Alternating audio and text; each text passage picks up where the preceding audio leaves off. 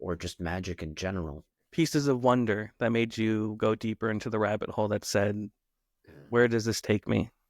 Yeah, I'm like I don't think I really encountered conjuring until much later in life than most people experience it. I mean, I'd seen the odd card trick and things like that, but I loved magic before then, and the idea of what magic can do, at least in fiction. Um, so I was well in love with it before I'd seen an Elmsley count or anything like that. Um, I mean, I distinctly remember seeing a David Blaine special, and then that prompting me to go on the hunt for specifically books of card tricks and things like that, and then finding a magic shop in Dallas, Magic Land, and really falling into all of that at that point. Yeah.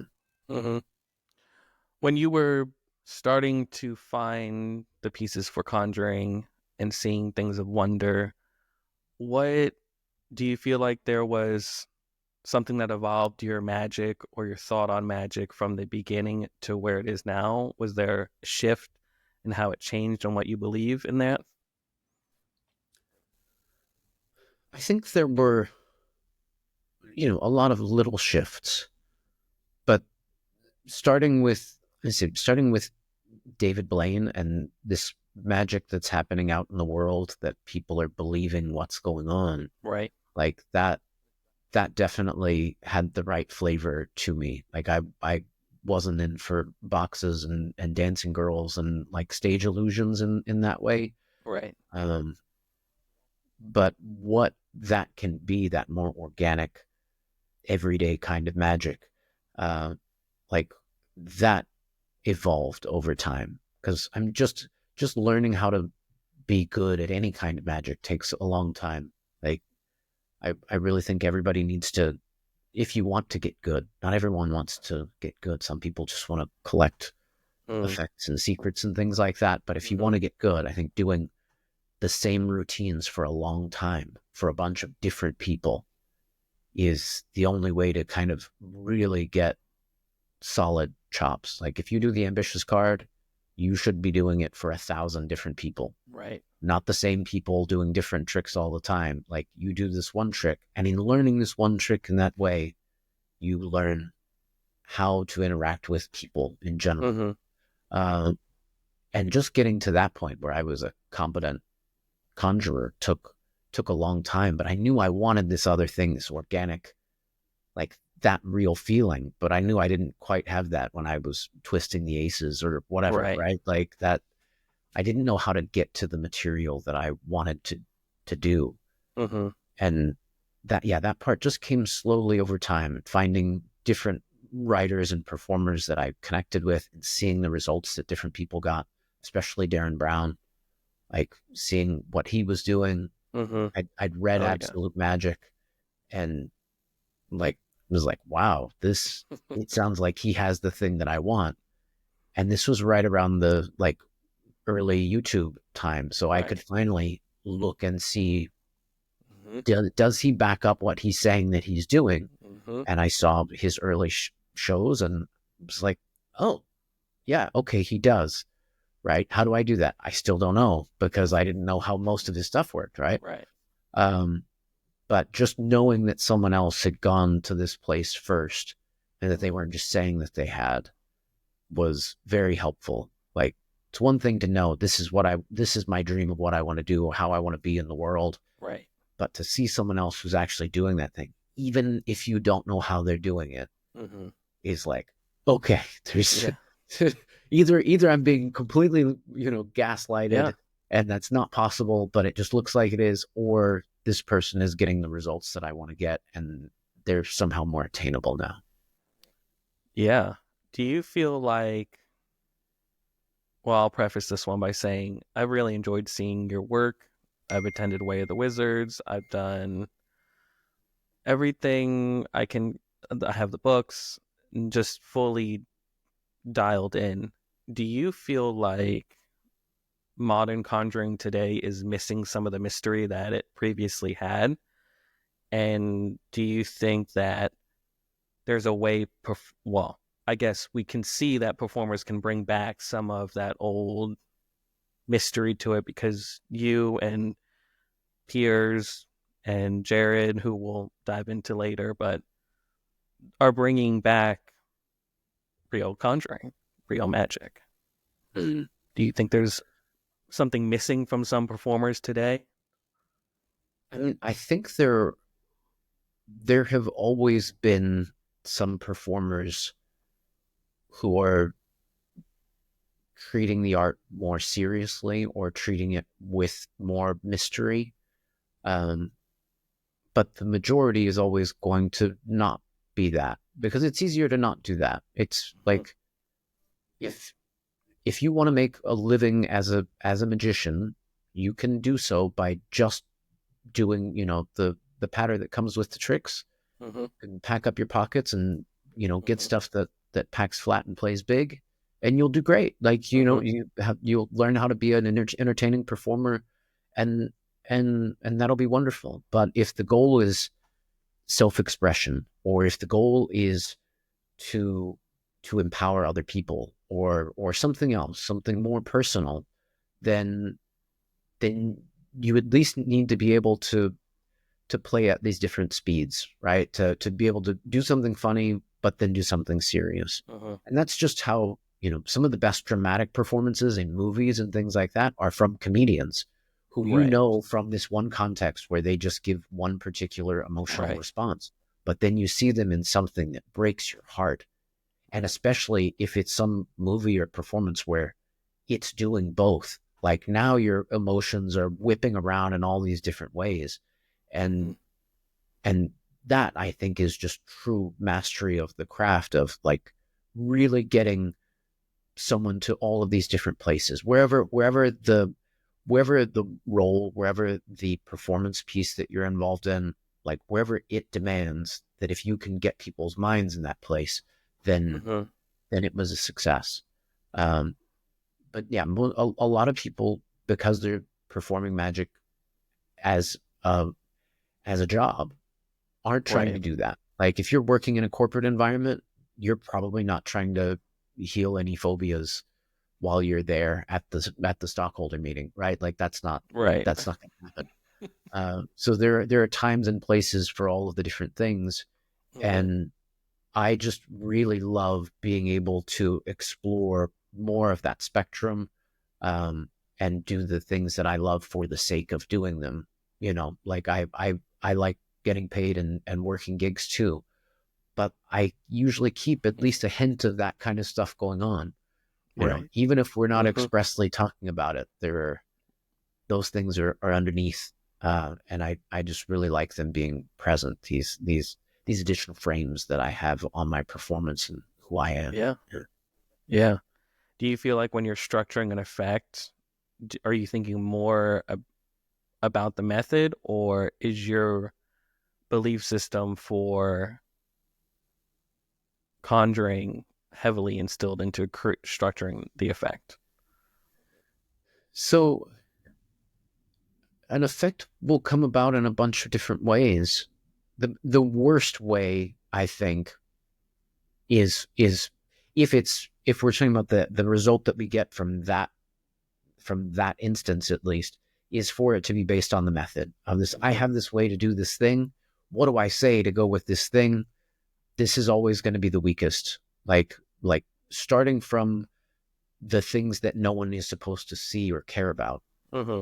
is never going to be as strong as starting with what is the story, the narrative, what is the thing that everyone's supposed to see and everyone's supposed to care about, and Mm-hmm. then retrofitting a method, an effect, something like that that Mm-hmm. works within that narrative.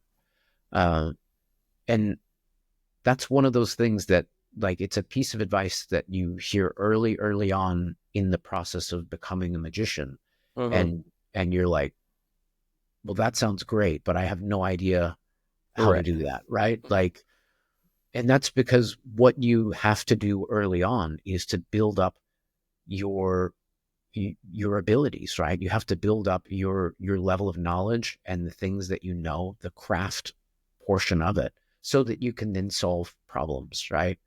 and your own problems if you're really trying to express yourself artistically or build the best show or whatever, right? Like those are always going to be much harder than methodological problems. Mm-hmm. Like when I'm consulting for other people or for like there's a stage show that I a play that I'm consulting for right now, and like the problems that we have to solve there are just so easy Mm-hmm. because they're not mine, Right. right? It's like we need a rope routine. Okay, do you want it to look like this or this? Do you want it to go this direction? And it like Right. I've got 1,000 rope routines for Right. some reason that I've never used because I don't do rope magic. But Right.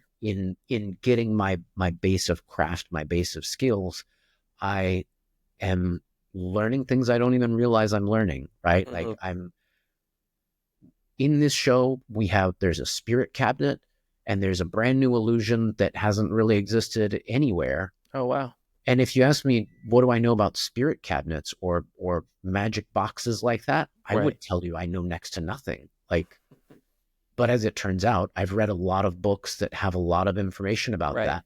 And I know how magic needs to be staged. And Mm-hmm. looking at the thing that they've built, I can tell them where the problems are Mm-hmm. because I can see into the box here because this isn't sturdy enough, right? Like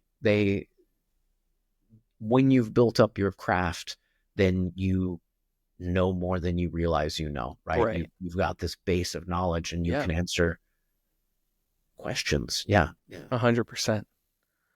Yeah, I think it's really important to. I think for me personally, it's part of my frustration with some magicians I encounter, and I'm having conversations, and then we're not on here, but in a session, and then we're going down all this stuff, and it's just they can't keep up because they're not well read or they don't have the resources to have the depth. And the interesting thing about it is that, like you said, it takes us so many other places than just performing in front of people. We can take it and consult on things. And what I'm realizing is a lot of the magicians, conjurers, wizards who are taking the craft seriously, they do still perform, but they're being real conjurers in the real world in terms of going and like you're consulting for a play. I'm sure they're kind of like, wow, we have a magician coming and he's going to help us, and they kind of get nervous about it. Like, what can he do? What? And you're here to help them build out the effects in the show and that sort of thing because you built up the craft, you know what you're talking about, and you have that knowledge. You wrote your new book, Lesser Magic, is really, I never compare anybody's work, but all of your books are fantastic. I think Lesser Magic is on level with the rest of them. I don't, there's, for me, books aren't, um, you talk about Vernon's solitaire in there, which we very briefly, I don't even know how long ago, briefly exchanged messages about it. And I love Vernon Solitaire. I've always found it fascinating. The only problem I had with it was the text in the book. It kind of doesn't explain it very well in the chronicles. You took it and you pretty much were like, this is literally just what it is. But let's take it a step further. Can you talk about, we've talked about kind of structuring an effect. Can you talk about how you came through Vernon Solitaire and what captivated you about it? So it's just one of those weird things. Like I hadn't even, or I didn't remember reading it Mm-hmm. in the Vernon book. Like, but I saw Jared doing it, and Jared assumes that, like we all do. You assume everybody has read all the same stuff that you do, and that they remember all the stuff. Like, oh yeah, this is Vernon Solitaire. It's like what? Like what the hell are you doing? Like he's just doing it to kill time. Um, and the fact that it works like a mathematical card trick, but it is a solitaire game that you can play for yourself. And that kind of makes it a magic trick that you're performing for yourself anyways. Uh, like that just captured me as a thing to do, because you end up, if you've done the same false shuffle, you know, every time you've picked up the deck of cards for the last 20 years, eventually you just stop practicing. Like Mm-hmm. I should say there are people who do just practice at the same level throughout, but because I know my zero shuffle will look like my zero shuffle, Mm-hmm. like I don't have to think about it that Right. much. So anything new to do with the deck of cards in my hand is like, is will intrigue me. It's like, this feels different, this feels fun, and it doesn't feel like practicing other tricks because I have a lot to do with my head. And so giving myself something else to do or another experiment to run while this other thing is going is really interesting to me. Like, the essentially what I'm doing is trying to let my unconscious answer a question Mm-hmm. that my conscious mind will know half of the answer to, right? Like, Yeah. uh it uh it's just fun. Yeah, it's Yeah. very rare to find a trick that you can do to trick yourself, I, but that's mostly what I would use that for. uh yeah, it's yeah. not the kind of thing that you would do in a formal show, more than likely, unless you're Michael Weber, who has, of course, crazy uses for that principle. Right. uh which is like, oh, of course you do. Of Right. course you're such an uber genius Right. that you found ways to make it practical. Right. Um, but Incredible. uh, but yeah, like having this thing that is this more intimate thing that's so intimate that it's happening for me in my head, and it still surprises and delights me. Mhm. Like, yeah, that's pretty rare. I think it's interesting that you took it and you put it as if you could perform it as a piece, in a show, yeah, the way it's written, the way it's done, and the bonus on there. I don't want to, but I really sat there and I was like, it's such a simple thing that the power level of it is just through the roof. It's one of those things. It definitely has the John Wilson effect to it for sure. It's one of That's those things where I'm like, it's real magic. I mean, it is. It's fascinating. Um, while we're on Vernon, I feel like Vernon's work is endlessly studied. Um, but I don't think it's always, with the exception of Jared, is fully, it's rarely fully understood. What's something that you feel magicians overlook about Vernon and his work? Well, I don't think, like, until I had a better understanding of what Vernon's contributions were, I would have told you I wasn't really that into most of his stuff, right? Because if it's um, further lost inner secrets and stuff like that, right? Mm-hmm. These things are not, most of the things in there are not things that Vernon was performing professionally when he was performing professionally. Like, these are intrigue moves, and they're novelties, but not necessarily what he was actually doing. So if you look at the routines that he was performing, they were the Chinese linking rings, the cups and balls, the ball and cone, right? When he's doing these various acts, um, like there are a few key routines, and it's not dozens and dozens and dozens of things. Right. It's primarily the classics, and it's his approach to those classics that makes them really wonderful. Um, yeah, I mean, if it weren't for having met Bob White and for meeting Jared, I don't know if I would have grown to appreciate Vernon's contributions in the same way, because Mm, I see the bulk of the material are these novelties, these things that he's showing to people at the Magic Castle because he thought this is a right. fun idea, right? But it's Mm-hmm. not him performing.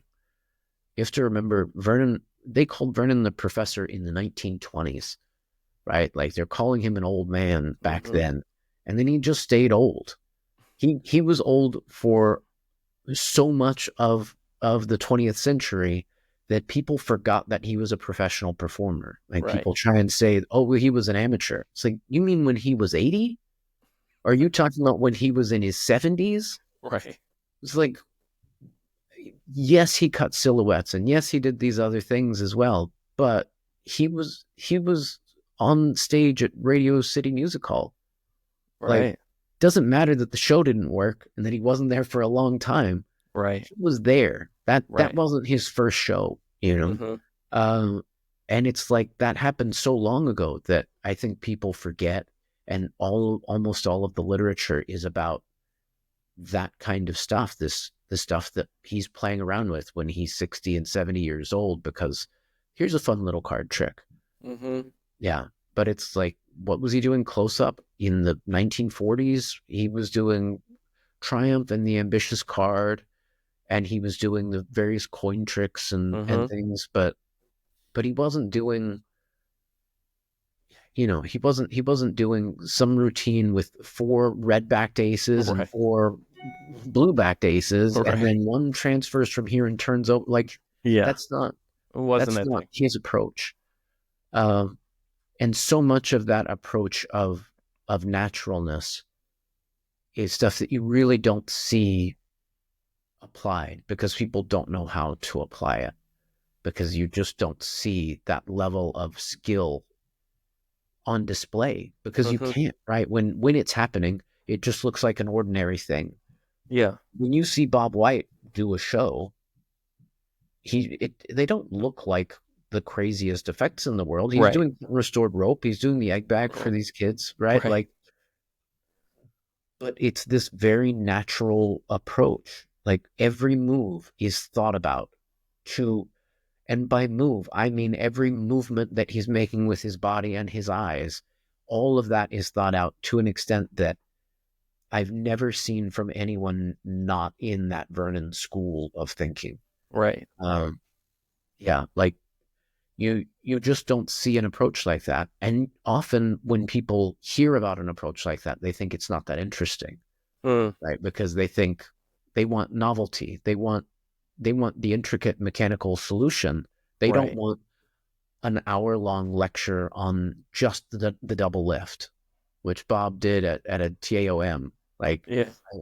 I thought it was fantastic. One of the best lectures I've ever seen. And there are people getting up and walking out of the lecture. And it's like, you use this double lift all the time, but you're doing it wrong, and you're not listening to this is how to fix it, right? Right. Like, this Right. is why it works this way. But getting into details like that, often it exhausts people. Like, they don't care about it to that extent, or they don't think it matters. They think, well, this flies. When I do this, nobody says that they notice it, so they must Right. know. It's like, well, maybe somebody did, Mm-hmm. maybe, what if I can still see it? Even though I Yeah. know what a double lift is, should I Right. look at it and be like, that's a double turnover? Right. Look at the weird way his thumb is holding that card. Like, if I'm seeing that from the back of the room, someone who's not a conjurer in the room is thinking that that looks suspicious. Yeah. Absolutely. Yeah. Luke Germain did a Vernon lecture at the session that just took place, and the entire lecture was pretty much him talking about the importance of Vernon trying to find a way to turn over a card and how Yeah. it looked. And it was just great. Tell the But story about putting on jackets. yeah, it was him. I don't want to talk about it on here, but it was him kind of going through three effects and turning over a card. And it started with twisting the aces. And then it talked about, it went into triumph and all that. But invisibly turning over a card was part of Vernon's mission of how to make it look like we're not just turning over a card or two cards, Right. or and it was fantastic. I think, the fact that I'd be curious to know how many magicians walk down on that, because I could totally see how some magicians would sit there and go, I don't want to sit here and listen to Vernon. Well, and I said, magician casts a pretty wide net, and not everyone cares about that stuff. Not everyone Right. needs to care about that stuff. Yeah. Like, if you don't do any card effects, then hearing an hour-long lecture about the double lift might seem like a waste of time if you don't know how to apply that Right. thinking process to Mm-hmm. the things that you are doing. But but if all you're doing is buying the new packet trick this Yeah. week, you're probably not going to perfect your double lift, and that's fine. Like, that's your interest, that's what you're going to do. But if you want it to be really good, if you really want to dive in and understand how the basics of it work, then looking in that level of detail is one of the most important things you can do, is to really analyze what's going on. What am I doing to get the effect that I'm getting when the effect is really big? What am I doing wrong when the effect that I'm getting isn't hitting the right way? Like, what Mm-hmm. else could I be noticing to make this experience more powerful for the people that I'm performing for? And it doesn't seem like it's where your thumb goes. It doesn't seem like it's how do I hold my shoulders when I'm doing this thing. But all of those things factor in. They're all very, very important. And especially for me, as someone who's spent a lot of time looking at conjuring and seeing people do moves, when I can't tell when the moves are happening, it's one of the most beautiful things in the world. I don't mean if I don't know what moves are happening. I mean, when I can't tell when they're happening or that they're happening, like when the presence of some other action is completely gone, then this is to me a very high level of achievement. Yeah. Magic to me includes kind of all forms of divination. Uh, if by mysticism we mean, like, Aleister Crowley defined magic as trying to, one of his definitions as magic as trying to commune with higher forces, and mysticism is trying to become some higher force, right? If that's what we mean by mysticism, then I'll take it. Um, but I'm usually not talking about anything that I don't think is real physical reality, because I always think that's much more interesting. Um, but trying to kind of squeeze the most out of life is part of what that magical experience or mystical experience is to me. And to me, it's all one thing. It's just different ways of talking about the same thing. Tarot is just a card game. They're just playing cards, so they're no different than me doing a card trick Mm. with bicycle cards. What's different is the participants' relationship with them and the way that we can interact with the world of ideas with these different objects. Uh, but we will interpret them slightly differently. But they're from playing the game of tarot, and we're just playing a slightly different version of that when the cards come out. Let's talk about Dark Arts Press. Um, what made you and Jared created Dark Arts Press? What made you guys want to come up with it, create it? It's obviously an incredible, what you guys put out is just amazing. What made you guys want to do it that way? Dark Arts Press started as just a fake image, right? Like Jared had notes and was kind of helping people put books together, and you need to list a publisher. And so Dark Arts Press is what he just initially started calling him publishing books, right? Um, the early ones are things nobody knows about, nobody can find. Those little pamphlets uh, behind your forehead, and thaumaturgy and things like that, Mm-hmm. um, which are all kind of full of things that end up published later on down the line, but just older versions of them. Right. Uh, and I guess really around the time that the first book of Paul Vihil's came out, that now it's a more legitimate kind of publishing house because there's wider releases of things going on. And I guess really in 2016 is when uh, the first volumes of You and Me and the Devil Makes Three came out. And it was really at that point that it became more of an intentional thing that we were doing together, and at least pretending occasionally to run it like a business. Yeah. Um, so yeah, it's a very small operation. It's just me and Jared, and Brooke usually takes the photos and does illustrations and things for us. Um, I mean, for the first couple of years that I had the website for it, there was nothing on the website, but Mm. they show an image of the water. Yeah. Yeah. I, it was just that for a while because I was just selling books through Instagram and things like that. Oh, But really? the more and more you're doing things, you need to have some sort of a legitimate looking presence. Right. And so that's just us pretending to be adults. It's Yeah. pretending to have, more of a financial interest in the world. Right. Uh, yeah, which is also just a nice record to have out there for this is who we are. These are the things that we do, so that we're a little bit less of just a rumor and more of Right. an almost business, an Yes. almost thing that people do. Yeah. Yeah, I've enjoyed what you guys put out. Even we'll jump into Invisible College here in a moment, but um, I feel like your writing isn't just a standard book on conjuring. It's not just the mechanics or that sort of way of writing. Do you feel like you write for the magician, or do you feel like you write for the person behind the magician, Mm. or for Yeah, I yourself? hope the person behind the magician is the real magician, you know? Yeah. Like it's in in part they're little love letters to magic, I guess, Like you're writing to magic in general and just trying to maybe help people along the way if they're headed in the same direction.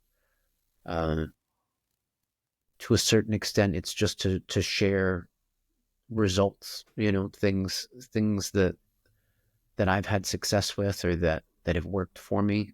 Hmm. And even from like the first volumes of You and Me were it's like three tricks and three essays. It's like there was this very clear balance between like, yes, these are some interesting things you can do, but these words are probably more important, or at the very least are, I think, equally important to a strong magical effect. Hmm. And having really just things that I actually perform, that I actually use, and not just novelties necessarily. Um, yeah, I think that's one of the kind of staples for the stuff that we're putting out is really trying to get the actual idea that we think is important across, more Hmm. so than you can do oil and water this way with no extra card. It's Yeah. like that's a solution to a problem that I don't have. Right. But the problems that I do have are how to express myself, Mm. how to elicit the feelings that I want from the person that I'm with, how to take the magic that I'm performing and scale that up to a larger audience. Mm. Yeah. Like those are all things that I think are really important, and those are usually the things that aren't talked about as much. I I was doing magic for at least 10 years, which I really started in my like early 20s. So in my late 20s, we'll say, I I didn't know why I was so bad in front of a bigger crowd because I was great with, a small Hmm. group or whatever. I didn't realize I was doing close-up material in a stand-up situation, Mm. that I should be doing parlor-sized material or something Right. that brought things from happening right in front and under my nose to up here. But my body knew that no one in the room could see this thing, but my Right. attention is down here, right? My conscious attention is like, look, this trick is great. Right. It's like, yeah, but I knew that something was wrong. And it wasn't until I started focusing on the scalability of things and trying to understand how it fits in theatrically. I wouldn't have told you that I cared about theatricality or any of Mm-hmm. that kind of stuff before then. But as soon as I realized, oh, this is really important, right? Like Right. Yeah. this is the difference between being able to show something to one person and actually being able to share Mm-hmm. the same thing with 50, 100, 200 people. Right. Um, yeah. Yeah. Do you, is there a difference between performing magic as an art and practicing it as something closer to a ritual? So ritual and art are just different ways of describing anything that's going on, anything that you're doing, right? Um, art just comes from a word essentially that just means to make. Mm-hmm. And anything that you're making is art. And that includes making a face, that includes making a sandwich, that includes, anything that you're really doing in the world. You can think Right. about it in terms of art. You can think about the way you walk down the street as in terms of choreography and dance. You can think about it in terms of poetry and whether you're spelling out something while you walk around the city. You Mm-hmm. can think about it in all of these different terms, or you can just not worry about the artistic part and just get to where you need to go. Right. You can think about the same thing in the words of ritual and all of these terms of, well, I'm going here because this is the next step in the journey, Right. because this is where I always go. This is how I do the thing. This is how I make my tea, right? It can be an art form. It can be a ritual. You can not think about it on either of those terms and still just enjoy the tea, but you'll probably like it better if there's these other elements in there. Uh, so I think when we're looking at ways to make things better, that's when it makes sense to break them down into the artistic part of it, the poetic part of it, the Mm-hmm. ritual part of it. But when we're actually doing the thing, it's all of these coming back together. There's Yeah. this alchemical formula of solve et coagula. Solve Mm-hmm. is to break things down into their components, and coagula is putting it back together. Right. And so if I have this ritual that I think of as a work of art, and the ritual is just the way that I get up in the morning, the way that I Mm-hmm. get from I'm not asleep anymore to I'm dressed and ready to go do things. All of that is ritual to me. All of it is art, Mm-hmm. even though a lot of practical things are happening along the way. Right. And that's just to get, I say, into my ritual form, to become myself, to be dressed as I dress.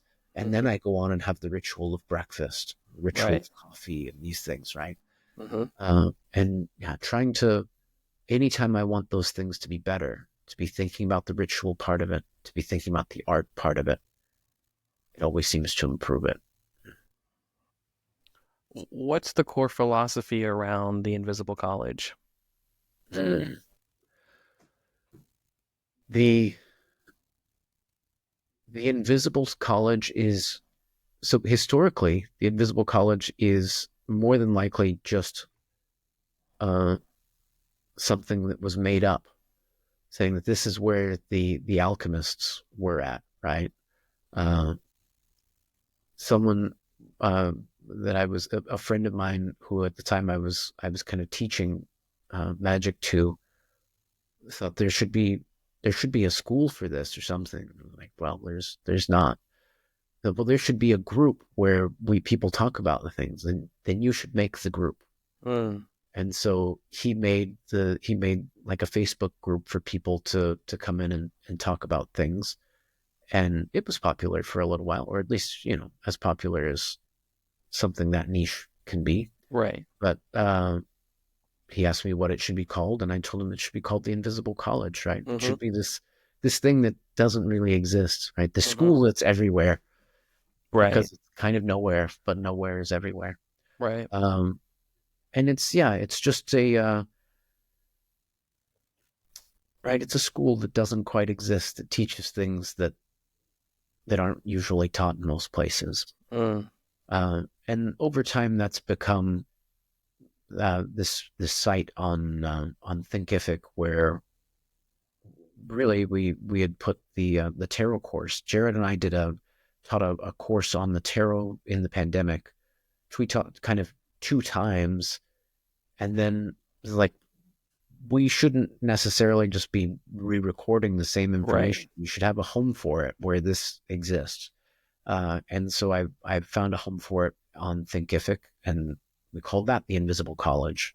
Mm-hmm. And other courses and things like that that I had done online mostly during the pandemic, and thought those should have a home too. And so now those are slowly getting their kind of more permanent home as I can find the time to record the stuff. Some of it takes a Yeah. lot of time to put together. Oh, I know. Yeah. Um, Talk to me about framing for wizards. It's something you did previously, from my understanding, and now you're finding a home for it, like you've been saying. Talk me, talk to me about why now, why that's important, and everything about it. Each kind of level of times that I've or each level, each time that I've offered that course, it's been because people were asking me about it, or asking me before the course existed, asking me to teach them a thing. So Right. I had a few people that wanted me to teach them hypnosis, or just wanted like lessons in magic. Mm-hmm. And I realized I didn't want to have to tell people the same thing over and over, like the same different people, the same thing. Right. So I was like, here's this thing. I wrote an 11-week course, just 11 written lessons that I emailed out to the people who had asked for it, and a few Mm-hmm. people that I thought would have asked for it, but seemed like they might have been interested. It was a Yeah. very small group, but I sent that out, and it was just pay what you can, essentially, pay Mm-hmm. what you want at the end of the course. So they got Mm-hmm. to experience the whole thing, and then at the end decide if it was worth anything. Uh, Styled very much on the courses that Enrique Enriquez has taught with tarot and other kind of divination practices, Mm-hmm. because it just seemed like this is a very easy way to reach out to a bunch of people by sending them an email with this information in it, and then they can email questions back and start a conversation about these Right. things if they're interested. Right. Uh, and then during the pandemic, there were more people reaching out, wanting coaching lessons, that kind of thing.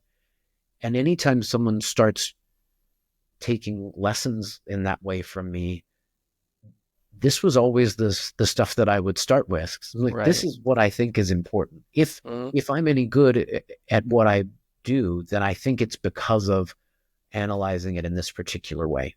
I don't necessarily think that I'm the most accomplished sleight of hand performer or anything like that. Right. I I try to cut as much of that out as I can, which is what you would do if you were the most accomplished one, Right. if you're really thinking about things. Um, but I don't think that's where my strength is. I think Right. my real strength is in paying attention to this kind of stuff, and it's elements from hypnosis, NLP, and a bunch of different areas essentially, and applying that to performance and to magic in particular.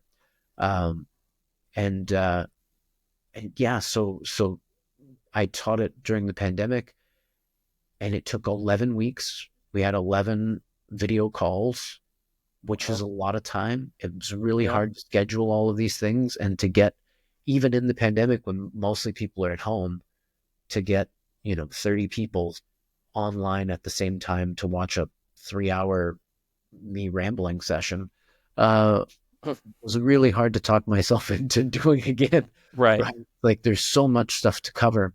But now that the Invisible College is there, I can record it differently. So I can Mm-hmm. record it in smaller snippets so people can pay attention to it in smaller snippets. Right. Much easier to watch a 5 or 10 minute video than it is Mm-hmm. to watch a 2 hour lecture. And if Right. you wanted to refer back to something, I think it's much easier to go find the thing that's labeled that and listen to the 3 minutes rather than Yeah. find it in a 2 hour replay. Um, so yeah, we're in week 7 of posting that stuff up there, but some of the Wow. stuff that's getting added on is going into previous weeks. Mm-hmm. Uh, and we just have a few kind of Q&A live calls peppered in throughout the Mm-hmm. process. But yeah, it's the things that I think are most important about conjuring, the things that I've learned the most uh, about hypnosis, conjuring, all of that stuff, all Yeah. boiled down into a few hours of me talking. Sounds great. Do you, is it more philosophy? It's just you going over, like, as if I'm sitting with you right now and we're talking about some of the things that you, is it expanding on the work in your books? Is it? There's there's some of that. It's mostly very practical, like Mm-hmm. very practical ways of applying things, even though they don't always seem that way. It's this solve and coagula idea again. Like the first thing that we do is break down in minute detail sometimes a lot of different aspects of how people are framing things, how they're interpreting the situation that they're in, and how we can guide that interpretation or get them out of the particular interpretation if that's what we need to do to give them an experience that's wonderful, right? Because the first thing you have to do is get someone open to the idea of having the experience in the first place, or notice whether they're ready for it or not, right? Right. So it, I'm sure it doesn't always seem practical, but to me, it's very practical applications of psychological principles and case studies from hypnosis and from psychomagic and other like Right. realms of therapy specifically that are known for giving these powerful experiences to people and how Mm. we can apply that. And yeah, some of it is stuff that's easier to apply. Some of it is stuff that is more particular to doing specifically a hypnotic experiment with someone. Mm. Um, but again, in just like in studying the double lift to get better at minimalism, sometimes you see the way that that fine tuning happens for getting someone's hand stuck to a table. Right. And you understand how to get them to really react when their card turns over, right? How to build the expectation and to get them into the moment. Uh, yeah. So to me, it's all very practical, but I'm sure that there's been one or two people who took it and were like, "What is he talking about?" Right? Or thinking that it's all philosophy, but I think it's the most practical philosophy there is. Yeah. Yeah. I think, it's part of the reason why I'm so dialed in with what you guys are doing, Jared and even Paul and Pashota and just that whole thing, because but aside from what you guys are talking about, I get a really big kick out of people who are like, I just don't get it. And I'm like, well, then it's not for you. You can go ahead and just, and when I attended Way of the Wizards, it was one of the first times that shifted my, I was already going there, but it shifted significantly my process of thinking about conjuring, performing it, being a conjurer or a wizard, and just my approach to it all. My best friend in magic, who uh, he wants to remain nameless, but he put me onto you guys and everything, and it's one of the best things I've discovered through the community of magic, and also because it's also kind of like a smaller community in magic of people who are so focused on creating real experiences, real magic. I don't know how else to put it. And a lot of people, when I lay people and I talk to them about, yeah, real magic is the goal, and this is what, they don't get it. They're just like, what? It's just pull silks and rabbits out of hats, and I'm like, it's far, far, far, far from that. It's not even that. Yeah. So I mean, the purpose of typing a word is so that the person looks at it and knows that word and that they yeah, understand what you mean. yeah, But if you put the words in the right order, then suddenly, people tear up when they're reading them. It's yeah, like you want a powerful experience yeah. like that's pretty straightforward. And if you play with how powerful the magical experience can be, you can play with Mm-hmm, how powerful the surprise can be and how organic mm-hmm, that can feel. And that's really what David Blaine was doing in those right, early specials, especially, but still does, like this yeah, visceral reaction to the yeah, physical thing that's happening and not worry about giving them any kind of interpretation to it. mm-hmm, And my aunt, who's very religious, but she saw David Blaine and she thought he made a pact with the devil. Yeah. Like, Yep. she still does to this day, I'm sure. You Yeah. know, uh, like, that's not the same effect that people are getting all the time. You know, Right. and when my conjuring was getting, at least with the occasional thing that I did, to that level of, in that neighborhood of people really freaking out with the thing, then I feel like you've touched this power and you've seen, okay, this is what this can do. Now what? Mm-hmm. Yeah, Because exactly. to me, just going for that now just seemed cheap, right? Yeah. Like, it's like, yes, I can make them freak out. Why do I want them to freak out like that? Right. Why did I love that she screamed and ran across the room? Right. Right? Like, Yeah. I, what do I do with that? Now I have this access to this power. What do I do with it? And I was coming to the same conclusions that Darren Brown was coming to, because he was getting those visceral reactions. And then he starts doing magic to change people's lives.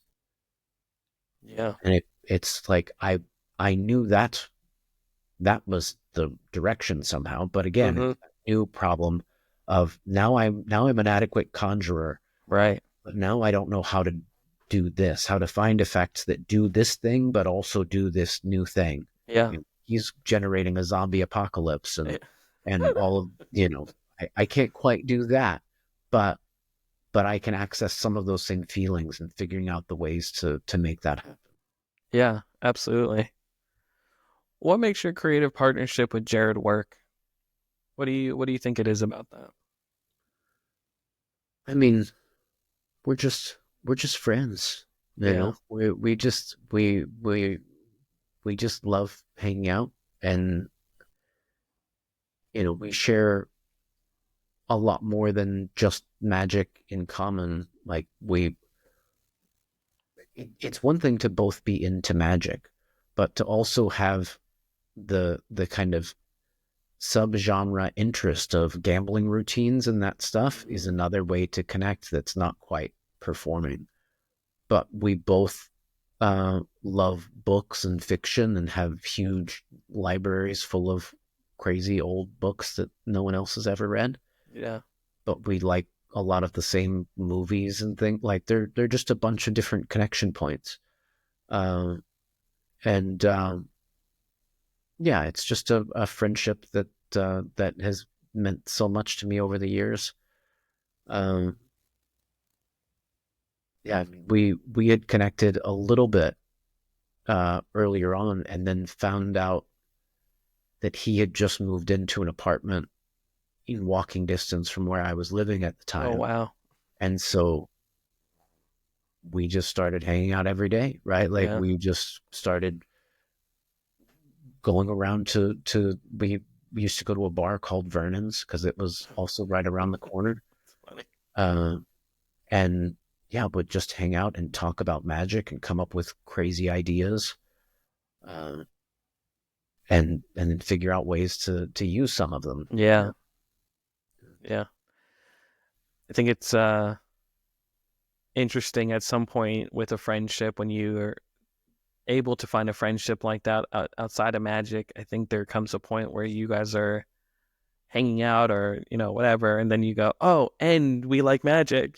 We both have that common interest of magic, and now it's like it makes it more special. I think that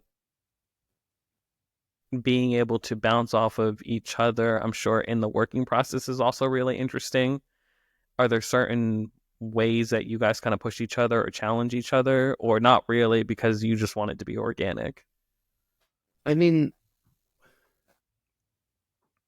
if one of us has a new idea or something and we're hanging out, that'll probably come up. But most of what we talk about is everything else in life. Yeah. Like, we don't really. Early on, we would get together to session, right? Mm-hmm. You're sessioning because you don't know what else you have in common with the person. So all you Right. have to talk about is a deck of cards or whatever. Right. But we would do that enough that we knew more about each other, and Mm-hmm. we agreed politically about a lot of things, and we liked some of the same novels. And I'd read things that he hadn't heard of, and he'd read things that I hadn't heard of. And yeah, we were our interests intersected a lot. And the times that things were being performed more often were times when other people were around. Yeah. Like we used to have dinner kind of religiously on Sunday nights. Not a religious dinner, but we had it as a Mhm. ritual, we'll Yeah, say, yeah, yeah. uh, to watch Game of Thrones or whatever other Nice. show we were watching at the time. Yeah. And different people would show up. And if other people were there, then they would get a little magic show, right? Right. Because we've got things to think about and to play with or whatever. And they're in this house full of tricks and things. Yeah. So that just ends up happening. Um, but usually it would devolve into us watching the show or us watching Chan Canasta videos or something, like Yeah. we might watch old magic stuff, Hmm. but it's not like we would sit around sessioning that much because Right. there's really not that much to say about it. Right. There is and there isn't. But when you've both read hundreds of books about magic, Yeah. like, It, yeah. yeah, like as problems arise, then you solve them, right? Right. You have an idea, the thing comes together in 30 minutes or something, and then you go watch Game of Thrones, right? And then you have dinner and you talk about the weather, Yeah. like Yeah. Absolutely. Where do you think magic is going to be in the future? Where do you think it's heading? I think we're in a really, without diving too much, and you're welcome to, but not to dive too much into the magic politics, I think it's in a very interesting space right now in the magic cosmos a little bit. mm. It's you mean like magic politics or the broader like political realm? Great question. um yeah, Like I mean like just overall magic. I find it, well, my belief in magic, and I get a lot of flack for it, but it's very split. There's your end of the spectrum where we're taking it quite seriously and we are wanting to expand on it and share it and just do everything we can to make it better in some way, whether that's the intention or not. You're contributing. And then there's the other side of the spectrum where it's like, without naming companies, putting out everything, and we're trying to feed everybody. It's a farm system of feeding everybody into the convention, and then the online stuff, and then the big box stuff. For me personally, I think it's split, and I hate to say it that way, but So I mean the business of selling magic to magicians is of course going to continue to grow, and like that's what the websites are there to do. mm-hmm. They're there to make money. They're like I said, they're there to show you the latest trick so that you'll buy the latest trick, and then they're going to show you the next latest trick because that's what they're there for. Mm-hmm. It's not necessarily to uh, to change the way that you're performing things or for you to necessarily get better. Like I said, that's Right. not everyone's interest in magic as a hobby. They want to collect, they want to be in the know, or they want to Mm-hmm. be seen as a magician. They Mm-hmm. just want to hang out at the table like that. All of those things are valid, and they're all good reasons to play. If you like collecting tricks, there's nothing wrong with getting the latest tricks as long as you're not overdoing it and spending more Right. money than you should be doing. But Right. all of that, like the magic politics and the magic market in that way, I mean, all of that is newish. Mm. That didn't exist 200 years ago. Not Right. really. You had places that specialized in manufacturing magic props, and if you paid them, they would have made it. Yeah. But there wasn't this large market of magic hobbyists buying tricks in that way. Yeah.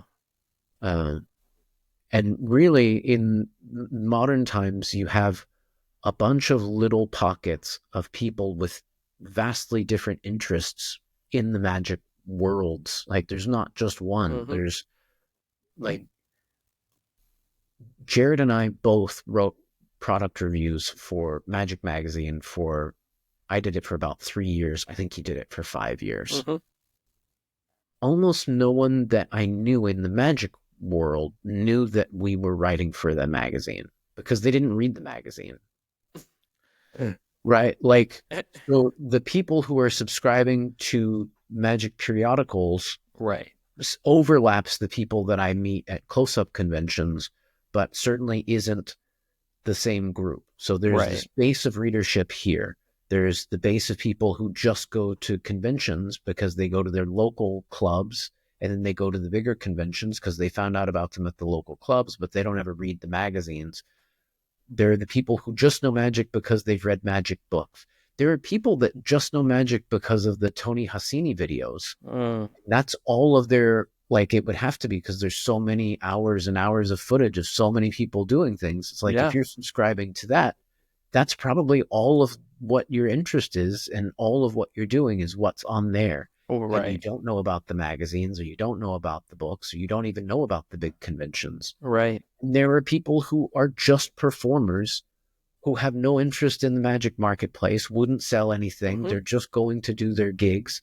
Mm-hmm. So they're all in different pockets, little pocket universes of what it is to be a magician. Right. Uh, and I say they're all okay. They've all, to a certain extent or another, existed at least as long as people have been trying to sell stuff to magicians. Mm-hmm. But the oldest way that it is the performer who doesn't share anything, who just does their show, who learned by watching or learned from a mentor or something like that, and just gets on stage and does the thing and goes home. Yeah. Right? Like that's Yeah. right. They're all magicians to one extent or another, but not necessarily having the same kind of experience. Yeah. So I mean, you've got people now who all the Magic they know from one YouTube channel or something, or they Yeah. only know it through exposure videos that 9-year-olds are posting on Yeah. YouTube, right? Mm-hmm. Like these people are also magicians. They've Right. never heard of Magic Live. Yeah. They've never heard of the Genie convention or Genie Yeah. magazine or anything. Yeah. Unless it comes up in the channel, then maybe they'll know about it. Yeah. Uh, I'm a but barber by trade, so it's the same thing. Barbering is like the second oldest profession aside from probably prostituting.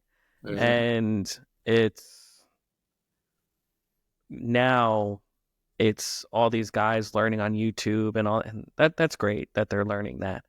But when you're going to barbering college, you're learning the history of barbering and the barber pole and the bloodletting and all of it. It goes, people don't realize that when you go to barber college, it goes in depth.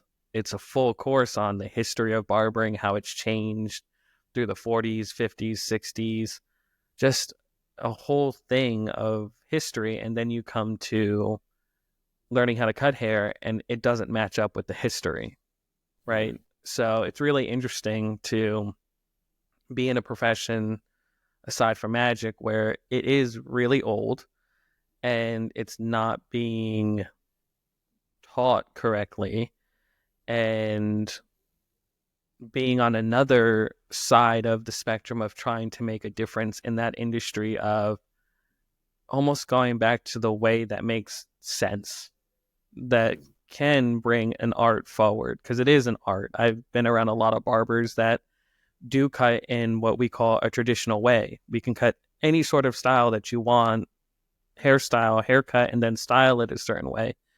But it's a lot of the times magicians are like, oh, these clippers suck, and it's like, no, that's a user that's a user situation. And I find it, yeah, it's interesting to find a parallel where that's happening in the industry now, where there is a brand now who is focused on bringing it all the way back to the 1800s, and they have a shop in the same way, and they're teaching it, very similar. And the quality of those haircuts is significantly better than what Great Clips or Fantastic Sam's, or because we're taking the time to explain. this is the right way to achieve this haircut. Doesn't Right. take an hour to do a haircut. We dial it in for 25 minutes. We talk to you and all this other stuff. So that's kind of how I see part of the magic world. I think it's kind of not reversing, but I think it's going back to, there's a group of magicians that go back to the way it just makes sense to do it this way because I don't know. I get a lot of flack for that, but Well, the thing to keep in mind, I think, is that there's not a way for everyone to get to the same level. right. Like that won't be the case. Even like attempting to shift the art form forward is a thing that doesn't quite happen. Like Mm-hmm. that's just not the way that it works. Now, Right. getting yourself better, now that's something that you can do. You can Mm-hmm. improve and pay attention to things that you weren't paying attention to and get results that you weren't getting. And by moving yourself in one direction, really what you're doing is every time you're getting better, you're seeing more people that aren't as good or aren't paying attention to the things that you were paying attention to. Mm-hmm. So it's going to seem like it's getting worse the better that you get. Yeah. Because whoever is the best conjurer on the planet is looking back at the rest of us. And Mm-hmm. it's like, what pathetic.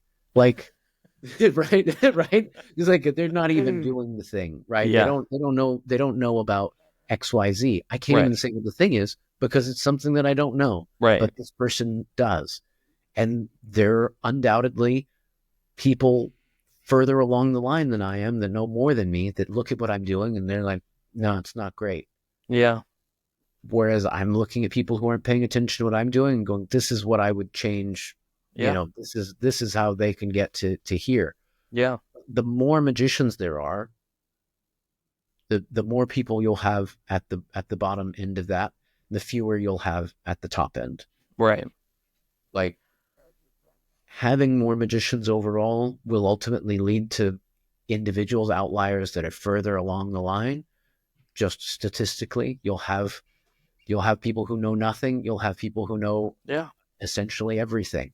Yeah. But at no point will the bell curve cease to be a bell curve. Right. It will still be a distribution of everyone at all their different skill levels. Now, Yeah. the thing that's changed dramatically as we've gotten more magicians, I say in the last 200 years, as this magic market has existed, is the access to information. Is you Mm. knowing that they're out there and you being able to see their shows because they're Right. posting them on Vimeo, Right. right? Like somebody posted a terrible show and you looked at it and you're like, why would you do that? Because they don't know. They don't know Yeah. it's bad. They think it's Yeah. good. They're proud of it. They're glad they did a show. Yeah.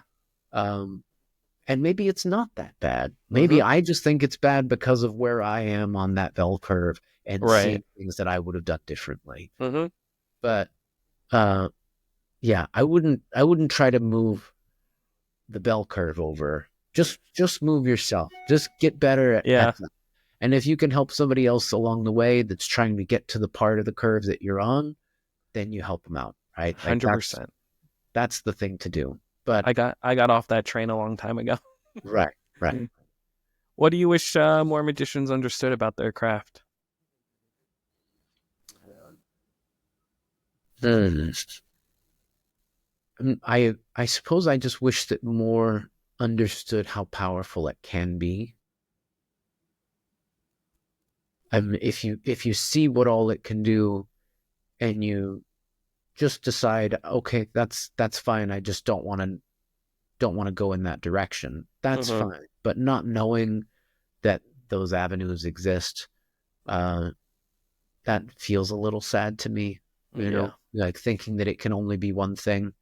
But again, if it makes them happy, if it's what they want it to be, then I don't think it needs to change for my benefit.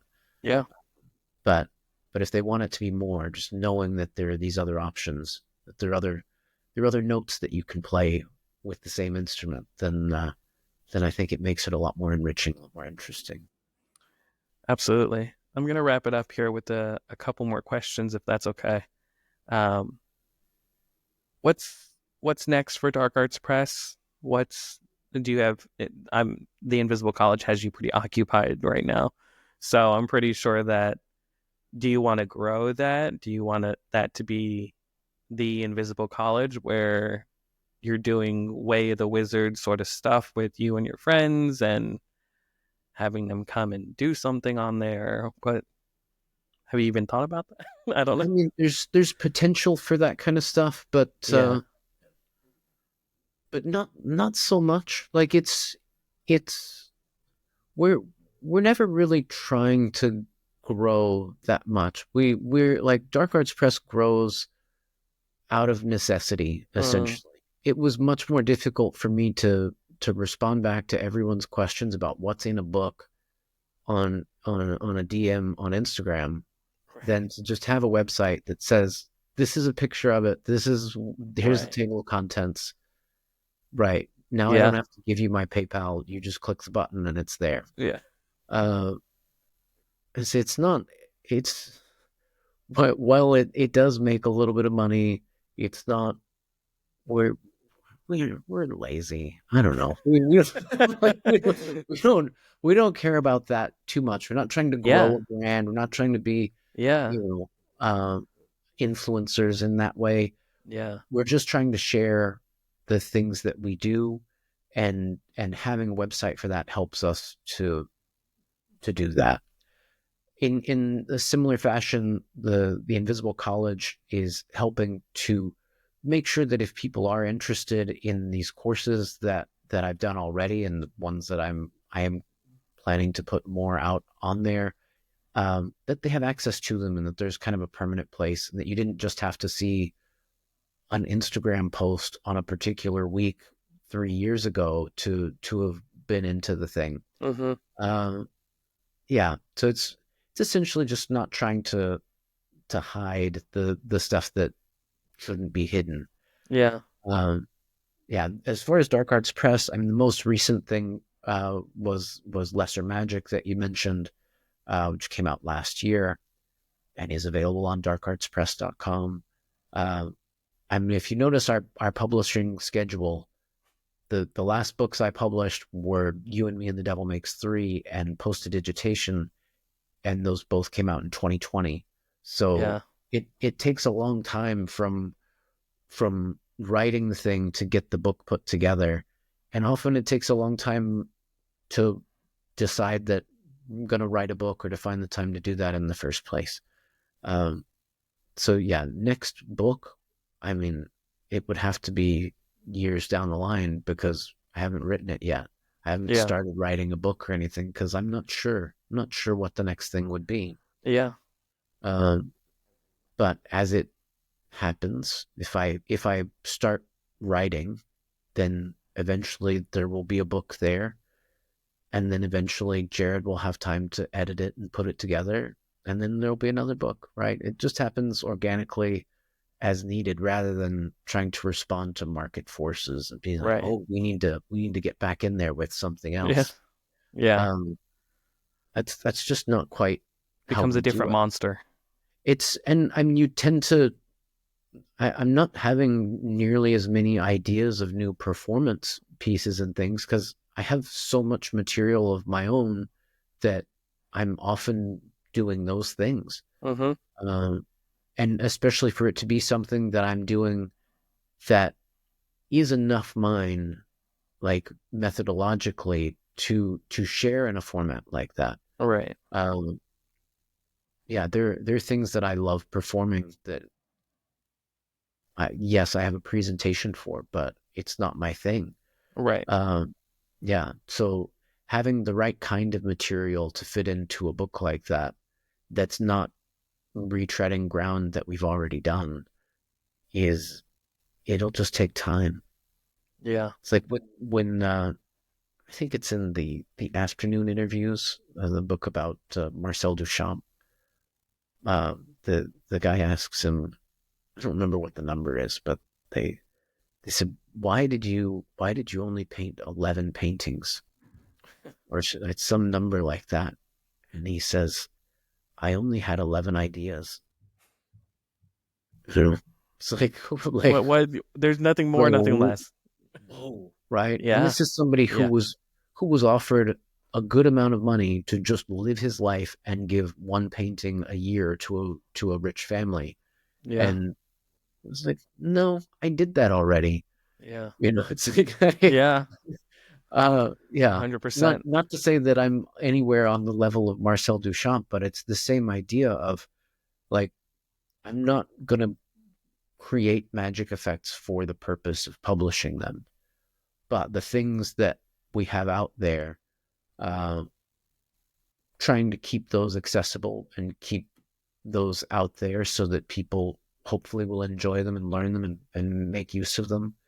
Uh, Yeah. yeah, Do you ever think about your impact? I'm curious to know, do you ever think about your impact on what you're doing and what you're putting out there in terms of for other wizards? I Do you ever mean, just like, oh, wow, like this is changing you wizards always hope and that it will. Like, yeah, if you write a thing, you want it to touch someone's heart, you know. And hearing back from people who the words have been meaningful for is very meaningful for me. Like it's something that I do love to hear, you know, that feedback. Um, but at the same time, I also know that, like you said, some people are reading it and they don't get it. yeah, Like it's not their thing. Um, but but the things that we're sharing, I say it's usually the stuff that I think is most important. It's usually the stuff that's had the biggest impact on me personally. right, Uh, and that's why it's like, look, this is this is the thing. This is what I think it's all about. Um, Especially like a book like Post-Digitation. I was, I didn't know what to think as we're putting it out. It's the thing that we made that we've been the happiest with. right, But it's also such a weird book. yeah, I've never read a magic book like it. But even when I read it, I'm like this is like we all have that same reaction. it that's part of why the new Yeah, book is called Lesser Magic, is to take some of the heat off. It's like we don't have to compete with ourselves. right, It's not about outdoing what we did before. Um, but these are also ideas, right? This is also important stuff. Uh, yeah, yeah. I mean, I I still don't know if I'll write a book as good as Post-Digitation again, don't cut yourself because short. but it just happened organically, right? Yeah, It happened through automatic writing. It happened through ritual, yeah, through just having a writing ritual, and these words were just coming out. I wasn't planning them. That's just what happened, and I ended up with a bunch of essays. yeah, And then I send all those essays over to Jared, and I'm like, here, right, yeah, right. I don't know what this is, but I think it's a thing, and right, this is what it's called, right? I right. have a title for it, Let's put a but cover on it it's back like, on it. should we publish this Right. or not?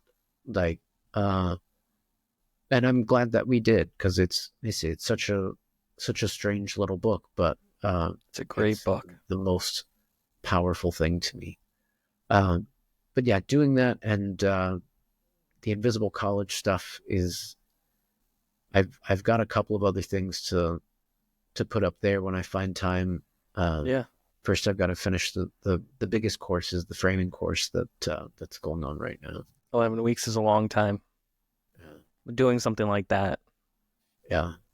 Um, Where can people find it? What are the links for it? How can we get in touch with you if anyone wants to? so my website is johnwilsonwizard.com. The books and things like that are available on darkartspress.com.